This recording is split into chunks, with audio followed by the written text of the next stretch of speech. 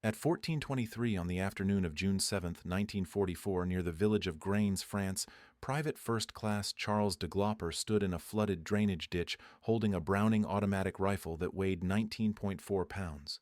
The weapon had jammed twice that morning. His squad leader had told him to leave it behind.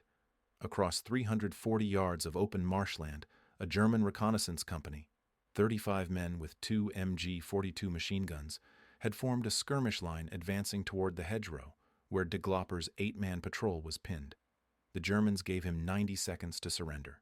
He killed all 35 in 68 seconds.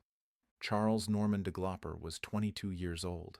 He had worked as a lumberjack in Grand Island, New York before the war.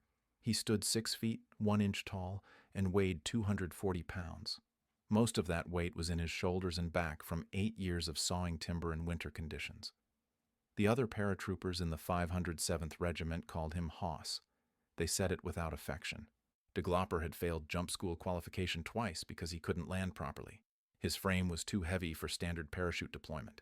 The Army issued him a reinforced T-7 canopy with an extra suspension line.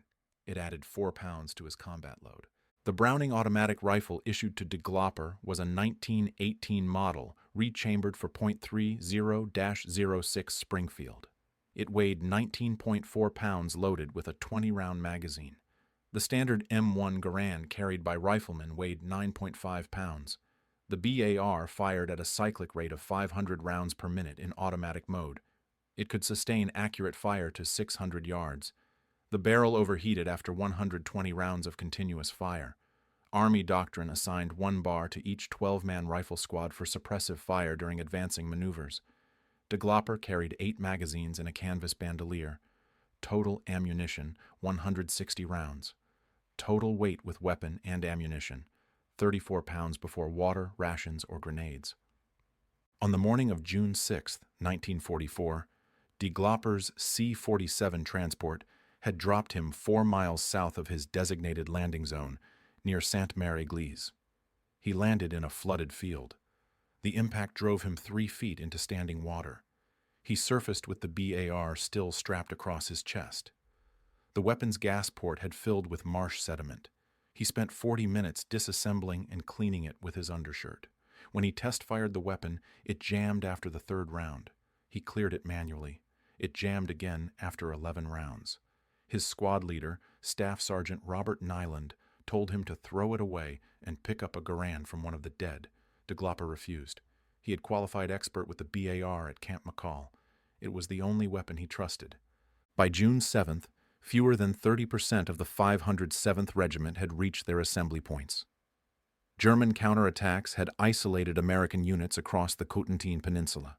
The village of Grain held 200 paratroopers from scattered companies. They had fortified the stone church and established defensive positions in the surrounding hedgerows. Wehrmacht intelligence identified Grain as a partisan stronghold. General Feldmarschall Erwin Rommel ordered the town cleared. The German 17th SS Panzergrenadier Division dispatched a reinforced battalion, over 900 men with armor support. They began their assault at dawn on June 7th. DeGlopper's 8-man patrol had been sent south at 1300 hours to scout enemy approach routes. The patrol consisted of Sergeant Nyland, 6 riflemen, and DeGlopper as automatic riflemen. They moved through a network of drainage ditches that ran parallel to the main road into Grain. The ditches were 4 feet deep and filled with 2 feet of standing water. Visibility was limited to 15 yards in any direction due to tall marsh grass and hedgerow embankments. At 14:15 hours, the patrol encountered a forward German scout. Private Eugene Zeitler shot him at 12 yards with his M1. The sound carried. Within 3 minutes, a German reconnaissance company had maneuvered to encircle the patrol's position. The company consisted of 35 men divided into 4 squads with 2 MG-42 machine gun teams. They had been advancing in column formation on the main road when they heard the rifle shot. The company commander, Oberleutnant Franz Gockel, deployed his men in a crescent-shaped skirmish line across the open marsh to the patrol's south and east. The marsh offered no cover, except the shallow drainage ditches. Gockel positioned his 2 MG-42 teams on elevated positions along the road embankment. Each gun had a clear field of fire across 400 yards of open ground. Sergeant Nyland assessed the situation at 14:18 hours. His patrol was surrounded on 3 sides. The only escape route was northwest through 200 yards of open marsh toward the relative safety of a tree line. The German machine guns controlled that approach. Any movement would draw immediate fire. Nyland ordered his men to remain in the ditch and prepare to surrender. Private Zeitler questioned the order. Nyland repeated it. The Germans began shouting in English. They demanded the Americans stand up with hands raised. They gave them 90 seconds. DeGlopper lay prone in the drainage ditch with water to his chest. He had positioned himself at the rear of the patrol, 15 yards behind Nyland. The bar was braced against the forward slope of the ditch with the bipod legs extended. He had a clear line of sight across the marsh to the German positions.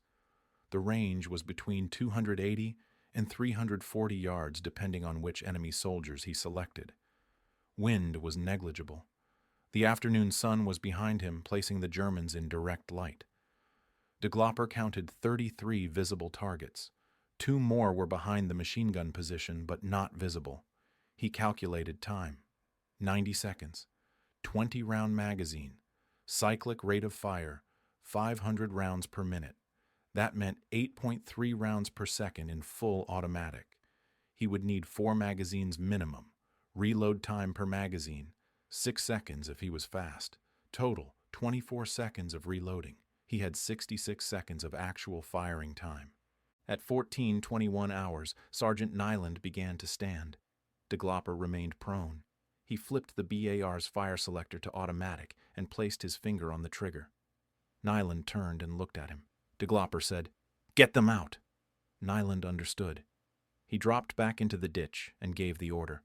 The patrol began moving northwest through the water, crawling below the ditch line.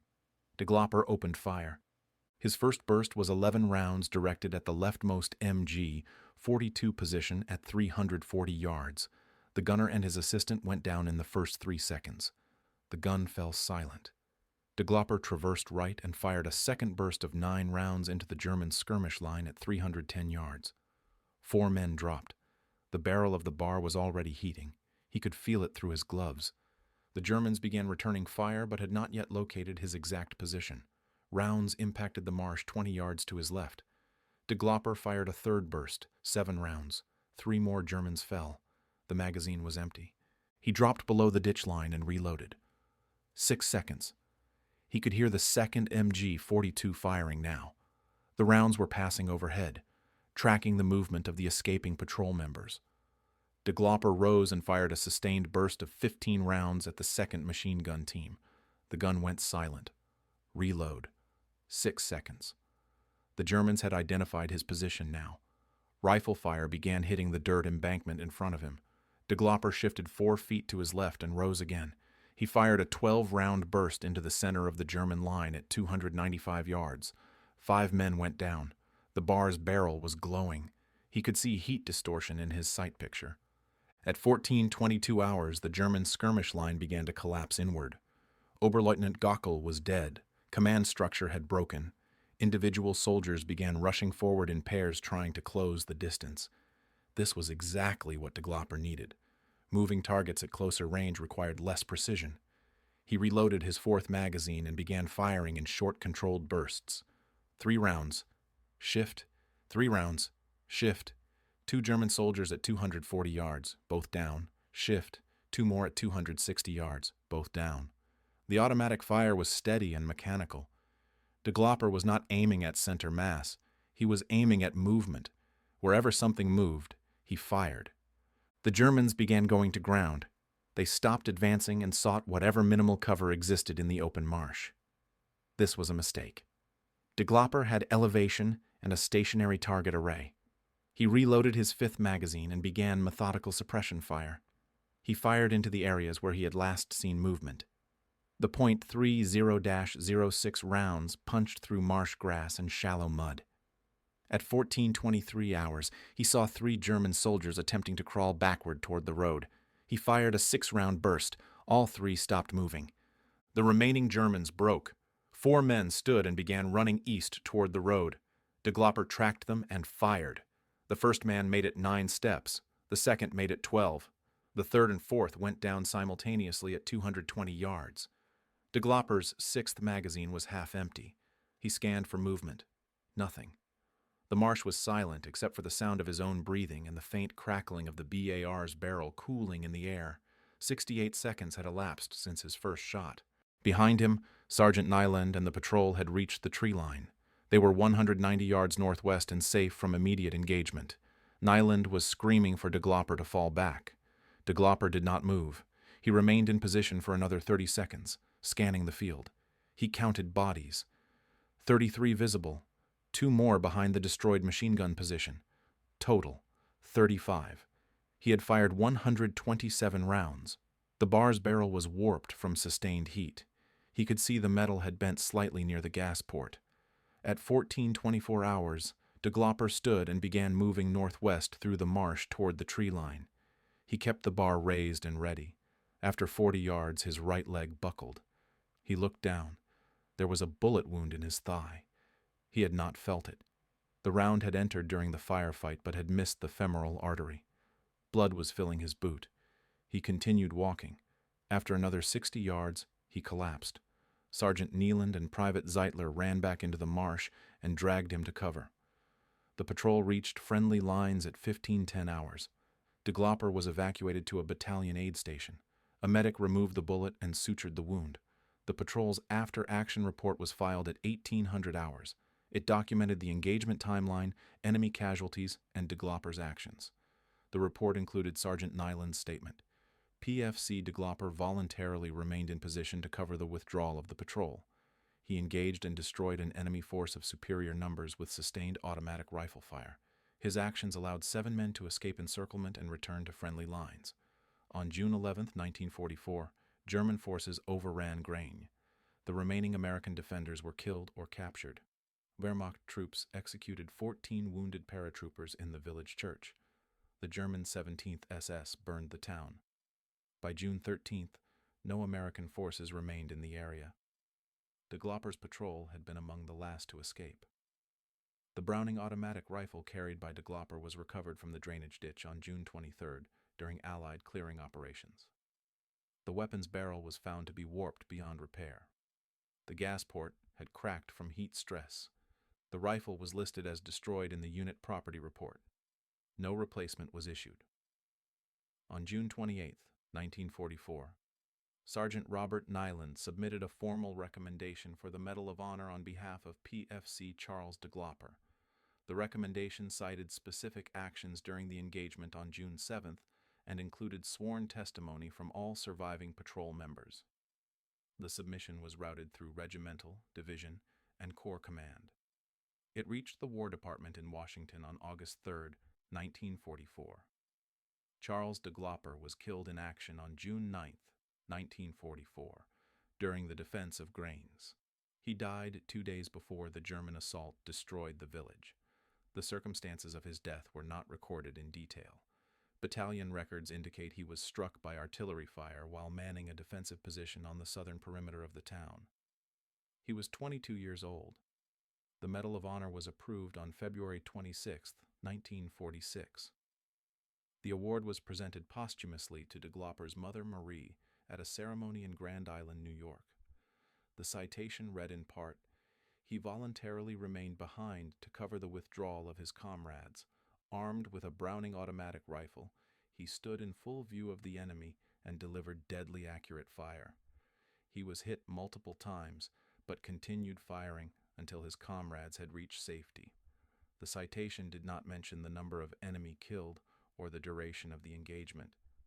Those details remained in the classified after-action report.